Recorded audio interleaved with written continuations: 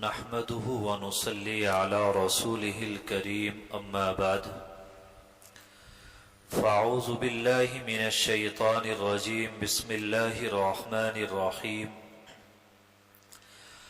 وما أصابكم من مصيبة فبما كسبت أيديكم ويعفو عن كثير وقال الله تعالى في مقام آخر وذروا ظاهر الإثم وباطنه صدق الله العظيم اللهم صل على سيدنا محمد وعلى آل سيدنا محمد وبارك وسلم اللهم صل على سيدنا محمد وعلى آل سيدنا محمد وبارك وسلم اللهم صل على سيدنا محمد وعلى آل سيدنا محمد وبارك وسلم۔ میرے محترم بزرگوں اور عزیز ساتھیوں، قرآن کریم کی جو آیت کریمہ آپ حضرات کے سامنے تلاوت کی ہے، اس میں اللہ تبارک و تعالی نے بیان فرمایا کہ تمہارے اوپر جو بھی مصیبتیں آتی ہیں، پریشانیاں آتی ہیں، دل بے چین ہوتا ہے، اضطراب دل کے اندر پیدا ہوتا ہے، فرمایا کہ یہ سب تمہاری بداعمالیوں کی وجہ سے اور تمہارے گناہوں کی وجہ سے ہوتا ہے، اور نہ جانے کتنے گناہ ہمارے ایسے ہوتے ہیں جن کو اللہ تبارک و تعالی معاف فرما دیتے ہیں۔ اسی طرح ایک جگہ پہ فرمایا وَذَرُوا ظَاهِرَ الْإِثْمِ وَبَاطِنَهُ کہ ظاہری گناہوں کو بھی چھوڑو اور باطنی گناہوں کو بھی چھوڑو۔ چین اور سکون چاہتے ہو اور عافیت کے ساتھ زندگی گزارنا چاہتے ہو تو فرمائے کہ ظاہری گناہوں کو بھی چھوڑو اور باطنی گناہوں کو بھی چھوڑو۔ اس دنیا کے اندر انسان اللہ سے بغاوت کرے، اللہ کے احکام کو توڑے، اللہ کی نافرمانی کرے اور اللہ کی زمین پر چین اور سکون اس کو میسر ہو جائے تو یہ انسان کا دھوکہ ہے، انسان کی غلط فہمی ہے۔ گناہ کے ساتھ میں، اللہ کی نافرمانی کے ساتھ میں اللہ کی اس زمین پر انسان کو چین اور سکون ہرگز نہیں مل سکتا۔ جب انسان گناہ کرتا ہے، اللہ کی نافرمانی کرتا ہے، تو جہاں بہت ساری سزائیں اس بندے کو ملتی ہیں، لیکن گناہ کے بعد 6 بڑی بڑی وہ سزائیں ہیں جن کا سامنا بندے کو کرنا پڑتا ہے۔ ان میں پہلی سزا یہ ہے کہ جیسے بندے نے گناہ کیا، اللہ کی نافرمانی کی، تو اللہ تبارک و تعالی اس بندے سے ناراض ہو جاتے ہیں، اور ایک مومن کے لیے اس سے بڑی کوئی سزا نہیں ہو سکتی کہ اللہ تبارک و تعالی اس بندے سے ناراض ہو جائیں۔ جب اللہ کسی بندے سے ناراض ہوتے ہیں تو اس کو مناجات کی لذت سے محروم کر دیا جاتا ہے، تکبیر اولا فوت ہوتی ہے، نماز با جماعت کی توفیق اس سے چھین لی جاتی ہے۔ بنی اسرائیل کے ایک عالم کا واقعہ لکھا ہے کہ ان سے کوئی گناہ ہو گیا تو چونکہ عالم تھے، علم کی وجہ سے جانتے تھے کہ ہر گناہ کی اللہ کے یہاں سے کوئی نہ کوئی سزا ضرور ہوتی ہے، تو وہ 1 سال تک برابر غور کرتے رہے کہ مجھ سے گناہ تو ہو گیا تھا، میرے اس گناہ کی سزا مجھ کو کیا ملی ہے۔ تو 1 سال گزر گیا، ایک مرتبہ اللہ کے حضور بیٹھے تھے، مناجات کر رہے تھے، اللہ سے کہنے لگے اے اللہ آپ کتنے مہربان ہیں کہ مجھ سے گناہ ہو گیا تھا، میں نے آپ کی نافرمانی کی تھی، اس کے باوجود آپ نے مجھے کوئی سزا نہ دی، میرے معمولات، میرے اوراد و وظائف، میری عبادات، ساری چیزیں بالکل برابر چل رہی ہیں۔ تو اللہ تبارک و تعالیٰ نے دل کے اندر القاء کیا، الہام کیا اور فرمائے کہ میرے بندے ذرا غور کر، جب سے تو نے وہ گناہ کیا تھا 1 سال گزر گیا، جب سے وہ گناہ ہوا تھا ہم نے تجھے مناجات کی لذت سے محروم کر دیا تھا، یعنی مناجات کی لذت سے محروم کر دیا گیا تھا۔ اس نے غور کیا، اس کو نظر آیا کہ پورا 1 سال ہو گیا اور 1 سال کے اندر اس کو کبھی رونا نہیں آیا۔ آج میں یہاں بیٹھا ہوں، آپ بیٹھے ہیں، ذرا ہم غور کریں کہ اللہ کے سامنے کب ان آنکھوں سے آنسو کب جاری ہوئے تھے۔ یاد رکھنا، اگر انسان کی ان دونوں آنکھوں سے پانی خشک ہو جائے، آنسو آنا بند ہو جائے، تو اس انسان کو اپنی بدقسمتی پر رونا چاہیے۔ جس کے دل کو لگی ہوتی ہے اس کی آنکھوں سے آنسو جاری ہوتے ہیں۔ ذرا سوچیں، کسی ماں کا جوان بیٹا فوت ہو جائے تو اس ماں کو رلانے کے لیے مرثیہ خوانی کی ضرورت نہیں پڑتی، بلکہ وہ روتی جاتی ہے اور آنکھوں سے آنسو جاری رہتے ہیں۔ لیکن ذرا ہم غور کریں کہ اللہ کے سامنے ہم کب روئے تھے، اللہ کے سامنے آنسو کب گرائے تھے؟ یہ رونا کہاں چلا گیا؟ رونے کی توفیق کیوں نہیں ہے؟ نماز پڑھتے ہیں، سجدہ کرتے ہیں، آنکھوں سے آنسو جاری کیوں نہیں ہوتے؟ دعا کرنے کے لیے بیٹھتے ہیں تو آنکھوں سے یہ پانی جاری کیوں نہیں ہوتا؟ آنکھوں کا پانی کیوں خشک ہو گیا؟ علماء نے لکھا ہے کہ اس کی 2 بڑی وجہ ہیں۔ یا تو انسان حرام کھانے کے اندر مبتلا ہے، یا پھر مستقل طور پر کسی گناہ کے اندر مبتلا ہے، یعنی یا تو بد نظری کرتا ہے یا پھر اپنا دل کسی غیر کو، کسی حسینہ کو دیے ہوئے ہے، اور اس گناہ کی وجہ سے اللہ نے اس کو آنسوؤں سے محروم کر دیا ہے۔ آج ذرا ہم غور کریں، آپ نے مسئلہ سنا ہوگا کہ اگر کسی گھر کے اندر جاندار کی تصویر ہوتی ہے تو اس گھر کے اندر رحمت کے فرشتے داخل نہیں ہوتے۔ ذرا سوچیں کہ جس گھر کے اندر جاندار کی تصویر ہو وہاں رحمت کے فرشتے داخل نہیں ہوتے۔ آج کا نوجوان وہ تو اپنے دل کے اندر نہ جانے کتنی حسیناؤں کو بسائے ہوئے ہے، ناجائز محبتوں میں لگا ہے، ناجائز تعلقات بنائے ہوئے ہے، اللہ کی نافرمانی کر رہا ہے، اللہ کی ناراضگی کے کام کر رہا ہے۔ تو آپ بتائیے ایسے دل کے اندر اللہ کی رحمتوں کا نزول کیسے ہو سکتا ہے؟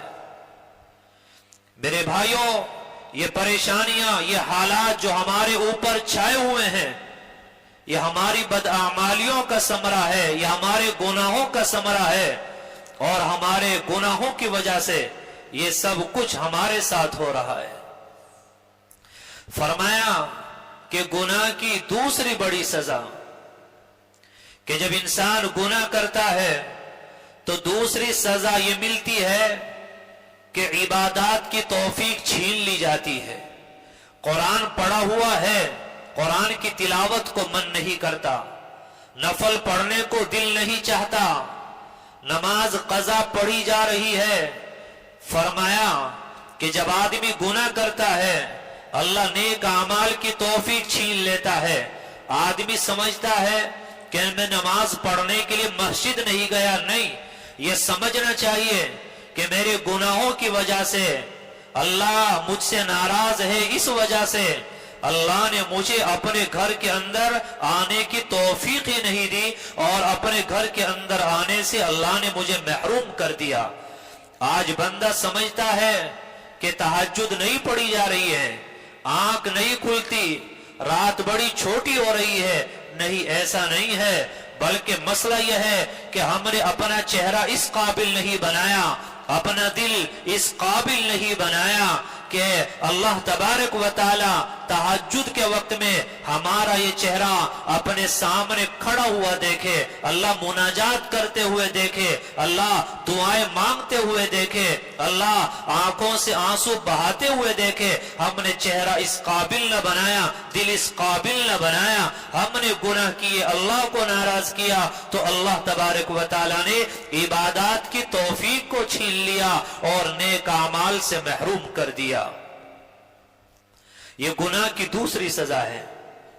फरमाया तीसरी सजा कि जब बंदा गुनाह करता है, अल्लाह की नाफरमानी करता है, अल्लाह की नाराजगी का काम करता है, तो तीसरी सजा यह है, कुरान में अल्लाह ने फरमाया वमन अअरज़ अन ज़िक्री फ़इन्न लहू मईशतन ज़नका, कि जो बंदा मेरे जिक्र से एराज करता है, मेरे अहकाम को तोड़ता है, जो बंदा मुझे भूल जाता है, फरमाया कि मैं उसकी मईशत को तंग कर देता हूँ, उसकी रोजी तंग कर दी जाती है, कारोबार पर डाके आते हैं, कारोबार में नुकसान होता है, दुकान है मुनाफा नहीं है, भारत कर रहा है लेकिन नफा नहीं है, नुकसान है, परेशानी है, हालात में घिरता चला जा रहा है। ये मैं नहीं कह रहा, अल्लाह कुरान में फरमा रहे हैं कि जो मेरे अहकाम से एराज करेगा तो उसकी मईशत को तंग कर दिया जाएगा, उसकी रोजी को तंग कर दिया जाएगा, परेशानियां उस पर छा जाएंगी, तबाही और बर्बादी की तरफ ऐसा इंसान बढ़ता चला जाएगा। ये गुनाह करने की तीसरी सजा है। और चौथी सजा क्या है? फरमाया कि गुनाह की चौथी सजा यह है कि जब बंदा गुनाह करता है, अल्लाह की नाफरमानी करता है, अल्लाह की नाराजगी के काम करता है, तो चौथी सजा ये दी जाती है कि मखलूक में जिल्लत हो जाती है, अपने पराये हो जाते हैं, मोहब्बत करने वाले नफरत करने लग जाते हैं, तारीफ करने वाले वो बुराई करने में लग जाते हैं, यानी मखलूक में जिल्लत होती है, रुसवाई होती है, लोग बदनाम करना शुरू कर देते हैं, अल्लाह की नजर से भी गिर जाता है और बंदों की नजर से भी ऐसा बंदा गिर जाया करता है जब वो गुनाह करता है। ये गुनाह की चौथी सजा है।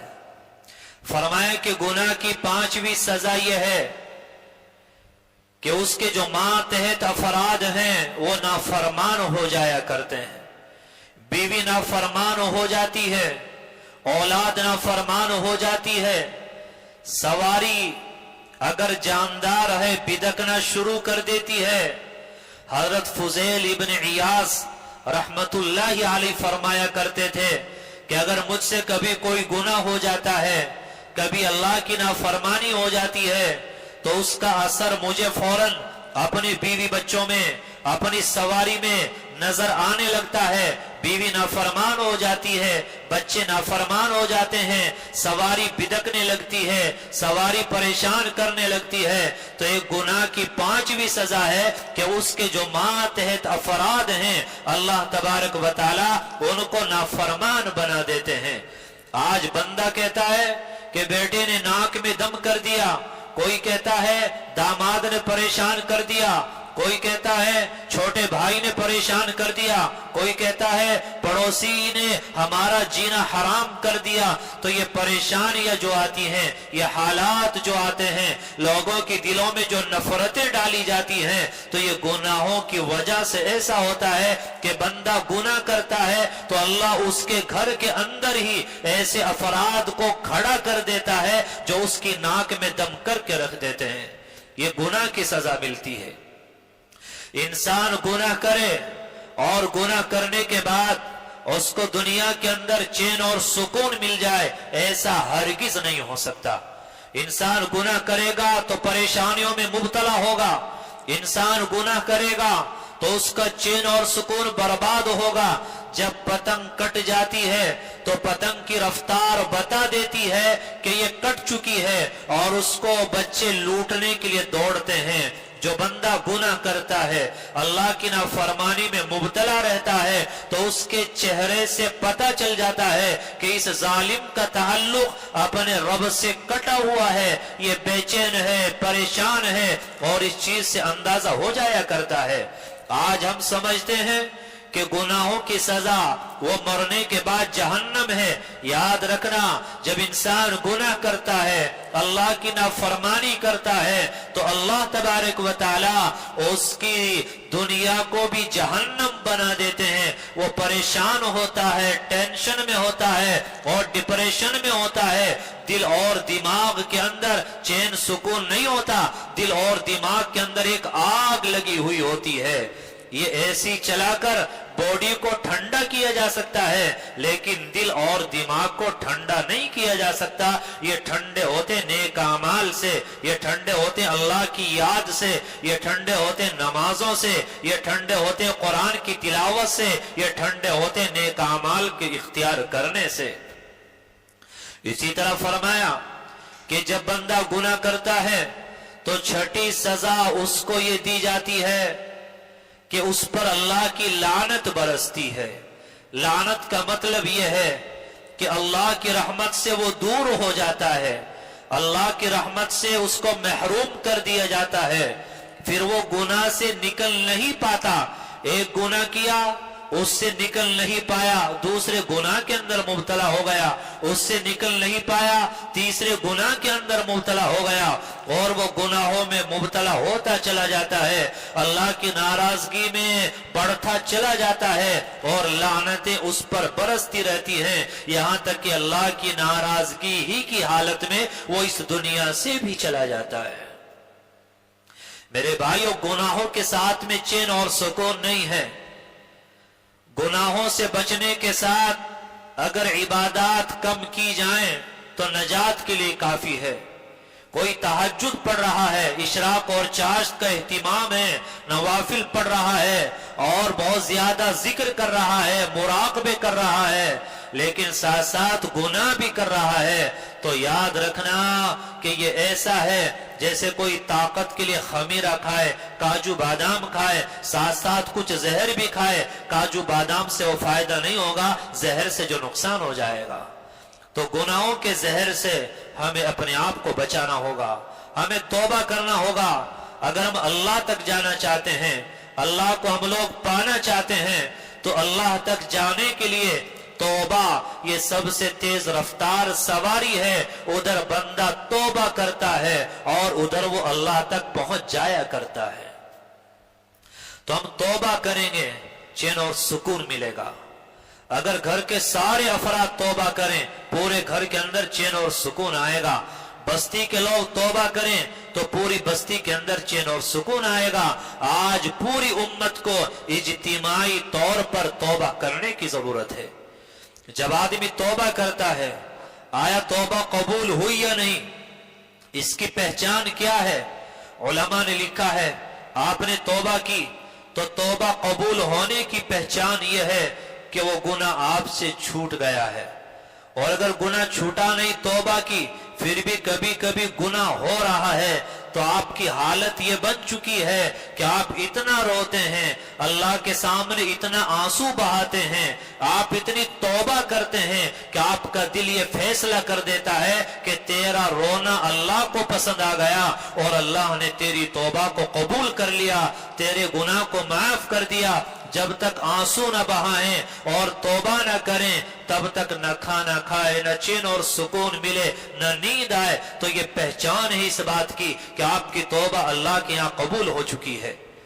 اور دوسری پہچان جو علماء نے بیان کی ہے وہ یہ کہ جب توبہ قبول ہو جاتی ہے، پھر اللہ نیک لوگوں کے پاس جانے کی توفیق دے دیتا ہے، ان کی صحبت اٹھانے کا موقع دے دیتا ہے۔ اگر کوئی انسان نیک لوگوں کے پاس جا رہا ہے، نیک لوگوں کی صحبت اٹھا رہا ہے، اللہ والوں سے تعلق قائم کیے ہوئے ہے، تو یہ بھی اس بات کی پہچان ہے کہ اللہ نے اس کی توبہ کو قبول کر لیا ہے، اب اللہ ان قریب اس بندے کو اپنا بنانے والا ہے۔ جیسے قیامت کے دن سور پھونکے جائیں گے تو ایک مرتبہ تو قیامت قائم ہو جائے گی، سب مر جائیں گے، جب دوبارہ سور پھونکا جائے گا تو سب زندہ ہو جائیں گے۔ تو جو اللہ والے لوگ ہیں یہ اسی طرح مردہ دلوں کے اندر، جن دلوں میں ناجائز محبتیں سمائی ہیں، جو دل گناہوں کے دل دادا ہیں، جو گناہوں میں ڈوبے ہیں، آدمی کو کبھی کبھی لگتا ہے کہ میں تو گناہ کی ایسی دلدل میں جا چکا ہوں کہ میرا نکلنا مشکل ہے، لیکن ایسا نہیں ہے۔ وہ آدمی جب سچے دل سے ارادہ کرتا ہے اور کسی اللہ والے کی توجہ پڑتی ہے، صحبت اٹھاتا ہے اور دعائیں ملتی ہے، تو ایک وقت آتا ہے کہ اس دلدل سے نکلنا اس کا آسان ہو جاتا ہے۔ فقی ابو اللیث سمرقندی رحمت اللہ علیہ، انہوں نے ایک واقعہ بیان کیا ہے۔ فرماتے کہ بغداد کے اندر ایک فاحشہ عورت تھی، اتنی خوبصورت کہ اس کی مثالیں بیان کی جاتی تھی۔ ایک نیک سیدھا سادہ عبادت گزار نوجوان لڑکا وہ اس پر عاشق ہو گیا، اس پر فریفتہ ہو گیا۔ جب اس پر فریفتہ ہو گیا تو وہ اس سے ملاقات کے لیے گیا۔ جب ملاقات کے لیے گیا اور گناہ کرنے کا ارادہ کیا تو وہ نوجوان لڑکا کانپنے لگا، پھڑ پھڑانے لگا، دل تھرا رہا ہے، بدن کانپ رہا ہے۔ وہ عورت کہنے لگی تمہیں کیا ہو گیا، تم اتنا کیوں کانپ رہے ہو، اتنا کیوں تھرا رہے ہو؟ تو وہ کہنے لگا کہ دراصل میرے دل کے اندر یہ بات آ گئی کہ میرا اللہ آج مجھے اس حالت میں دیکھے گا۔ یہ سوچ کر دل کانپ گیا، بدن تھرا گیا، اور میں اپنے گھر واپس جاتا ہوں، میں نے جو آپ کو دیا وہ آپ رکھ لیں، میرا آپ سے کوئی تعلق نہیں۔ تو اللہ کے ڈر میں گناہ کو چھوڑا، اپنے گھر آ گیا۔ وہ فاحشہ عورت اپنے گھر چلی گئی، لیکن اس کے اس جملے کا دل پر ایسا اثر ہوا کہ گھر آ کر یہ بھی تڑپ گئی۔ اس کا بھی دل بے چین ہے، بے قرار ہے، پریشان ہے، اب قرار اور سکون نہیں مل رہا ہے۔ چنانچہ اس کے دل کے اندر یہ بات آئی کہ وہ نوجوان لڑکا آج پہلی مرتبہ گناہ کرنے لگا تو وہ اس طرح گھبرا رہا تھا، اس طرح کانپ رہا تھا، اور میں تو روزانہ یہ گناہ کرتی ہوں، میرے دل کے اندر کبھی اللہ کا ڈر نہیں آیا۔ وہ بڑی پریشان ہو گئی۔ صبح ہوتی ہے، نوجوان لڑکے کے گھر کا پتہ لیتی ہے، اس کے دروازے پر پہنچتی ہے۔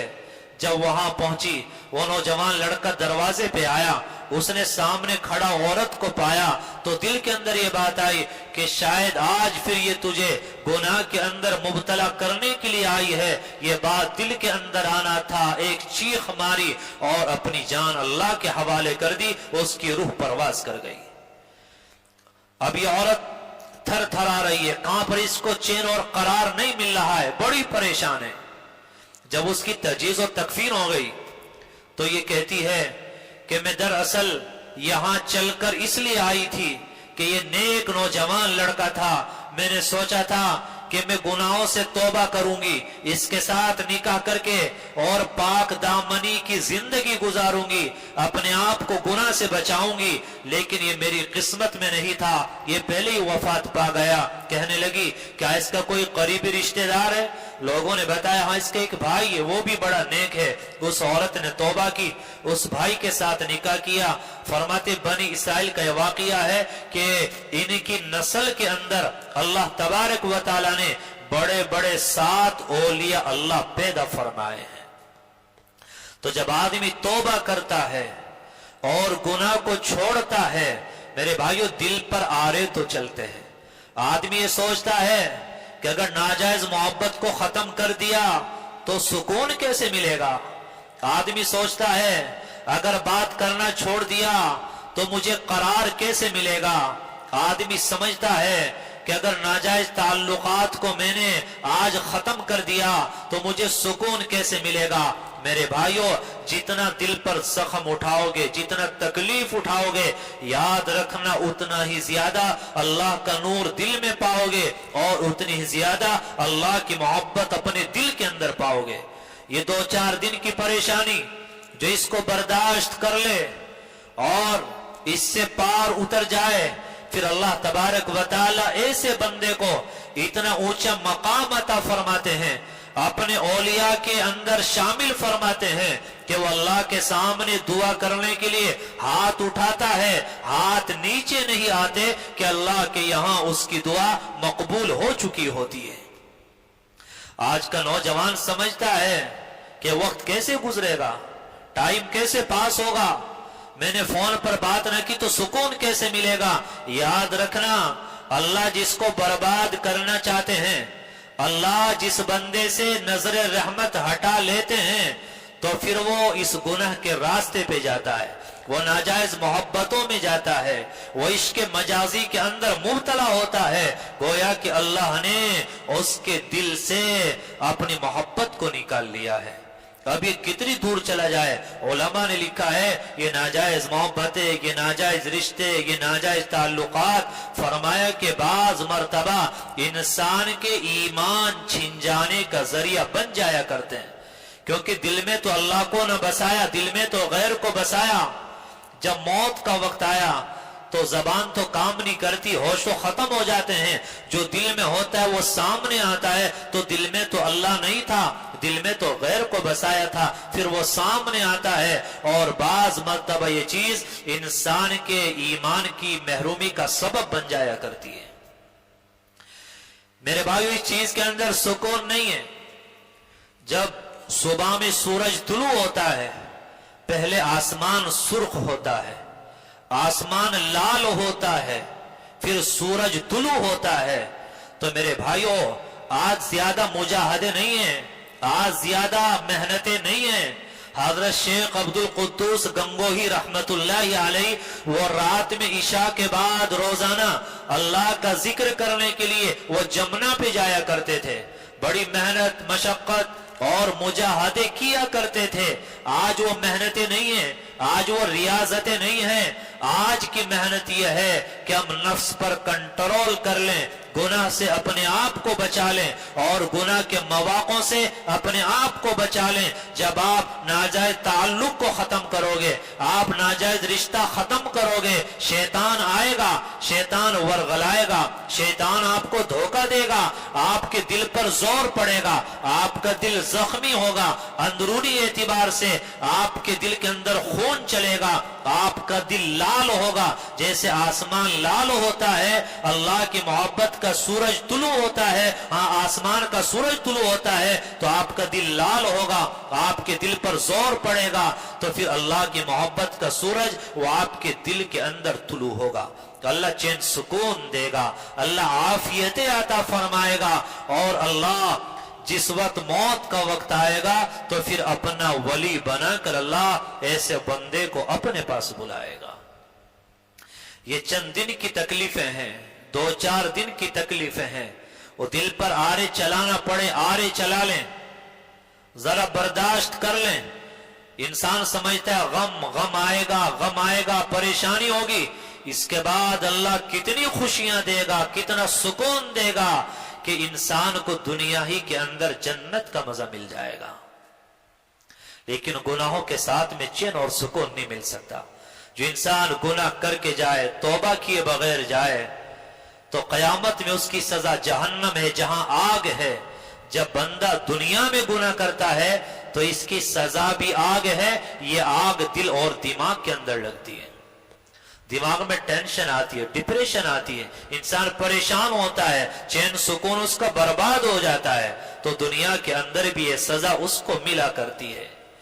آج میرے بھائیوں، ہم اپنے دل کا سودا رب کے ساتھ کریں، جو اصل خالق ہے، ہمیشہ رہنے والا ہے، اور دل اس پہ قربان کریں، دل کا سودا اس رب کے ساتھ کریں۔ یہ فانی چیزیں، چند دنوں میں فنا ہو جانے والی بے وفا بدبودار چیزیں، ان پہ مرنا کوئی عقل مندی نہیں ہے۔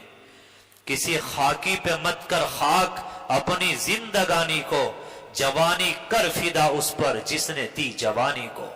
یہ تو فنا ہونے والی چیزیں ہیں، اور ایسی چیزوں کے پیچھے پڑنا یہ بے وقوفی ہے۔ اللہ ہمیشہ سے ہمیشہ رہے گا، اس پر مریں، اس پر مٹیں، اس کو دل دیں، اس پر فدا ہوں۔ پھر اللہ آپ کو کیا دیتا ہے کہ دنیا کے اندر جنت کا مزہ مل جائے گا۔ علامہ ابن تیمیہ رحمت اللہ علیہ فرماتے ہیں کہ ایک آخرت کی جنت ہے، ایک دنیا کی جنت ہے۔ جو دنیا کی جنت میں داخل نہ ہو سکا وہ آخرت کی جنت میں بھی داخل نہیں ہو پائے گا۔ وہ دنیا کی جنت یہ کہ گناہ چھوڑیں، دل کا جو سکون، جو قرار، جو اطمینان یہاں دنیا میں ملے گا، پھر اسی انسان کو آخرت میں جنت میں محل ملے گا۔ تو آج ہم پختہ ارادہ کریں کہ گناہ چھوڑنا ہے، رب کو راضی کرنا ہے، اور یہ دل یہ رب پر فدا کرنا ہے، دل پر آرے چلانا ہے، زور پڑے زور ڈالنا ہے، لیکن اللہ کو پانا ہے۔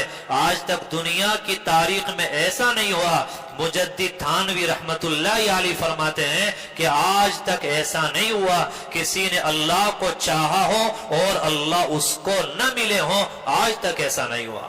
اللہ ہم سب کے ہیں، ہم ایک قدم چلیں، اللہ اور زیادہ چلیں گے۔ تو مضبوط ارادہ کریں، نیتیں کریں، اور مضبوط پختہ ارادہ کریں کہ گناہوں کو چھوڑنا ہے، نفس اور شیطان کا مقابلہ کرنا ہے، اپنے دل کے اندر جو ناجائز آرزویں، ناجائز خواہشات ہیں، اور خواہشات کا خون کرنا ہے۔ اللہ کہنے سننے سے زیادہ عمل کی توفیق